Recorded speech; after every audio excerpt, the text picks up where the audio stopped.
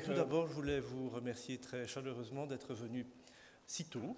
Nous avons commencé vers 9 h du matin parce que l'agenda que nous avions préparé était bien rempli et que nous voulions vous permettre d'avoir un aperçu de beaucoup de choses de l'Institut Royal Météorologique. Alors, comme vous avez déjà peut-être entendu, nous avons cette année la grande chance de célébrer notre centenaire, notre 100e anniversaire. Donc ça veut dire que le 31 juillet 1913, le roi Albert Ier a signé un décret royal, un arrêté royal créant l'Institut Royal Météorologique. Mais en fait, la météorologie existait déjà bien avant en Belgique, puisque nous sommes en fait issus de l'Observatoire royal de Belgique.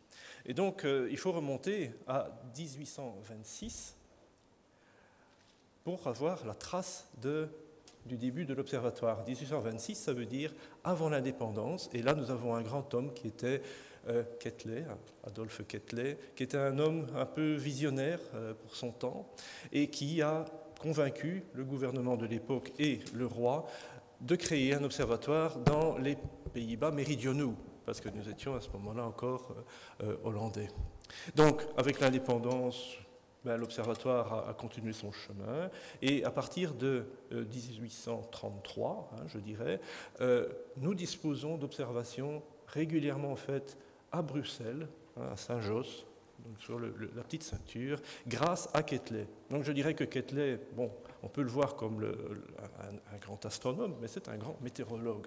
Parce que dans la foulée de cette époque où il y a énormément de choses qui se passent, Quetelet va être un moteur, il va être le co-organisateur de la première conférence internationale de météorologie marine, parce qu'à l'époque, la météorologie a un impact reconnu sur tout ce qui est le commerce. Et donc, le premier sujet de préoccupation, ce sont les grandes communications entre les États-Unis et l'Europe. Et donc, cette conférence est l'occasion de coordonner la façon d'effectuer les mesures sur les bateaux. Et donc, c'est une grande machinerie que Quetelet, en fait, lance avec un certain Maury, qui est quelqu'un qui vit aux États-Unis.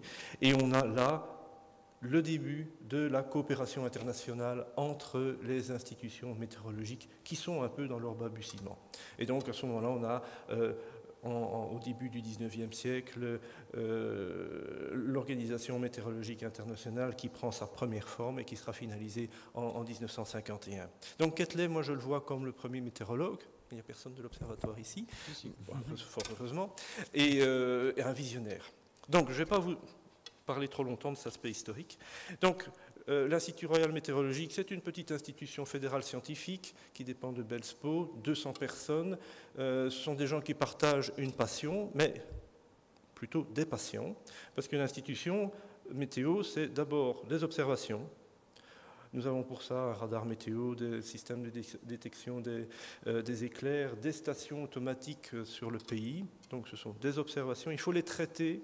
Nous avons un centre informatique qui traite tout ça, qui en fait des produits, qui les met à disposition des utilisateurs, mais c'est aussi et surtout, je dirais, un noyau de recherche, parce que si on fait des observations, qu'on les collationne, ça ne sert à rien si on n'en fait rien.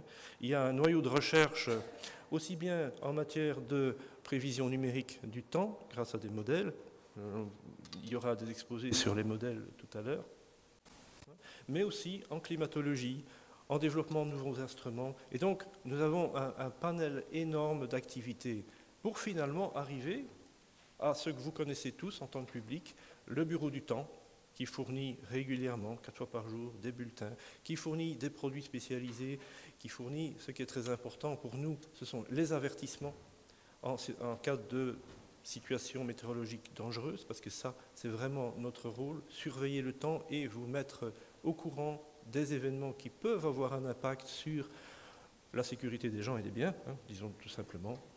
Et alors, nous répondons au public aussi pour tout ce qui concerne des normes de la climatologie. Donc ça, c'est l'aspect très météorologique classique.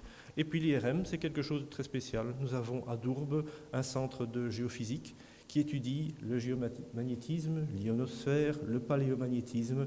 Et bon, c'est une spécificité de l'IRM. Donc, je ne vais pas vous retenir plus longtemps. Ces exposés ici sont destinés à vous faire partager un peu notre passion, vous montrer ce que nous faisons et susciter peut-être des vocations. Je pense que ça, c'est très important. Voilà. Maintenant, je vais passer la parole soit à François directement, soit à M. Pirot, qui va vous faire un exposé très intéressant sur les rapports politique-science.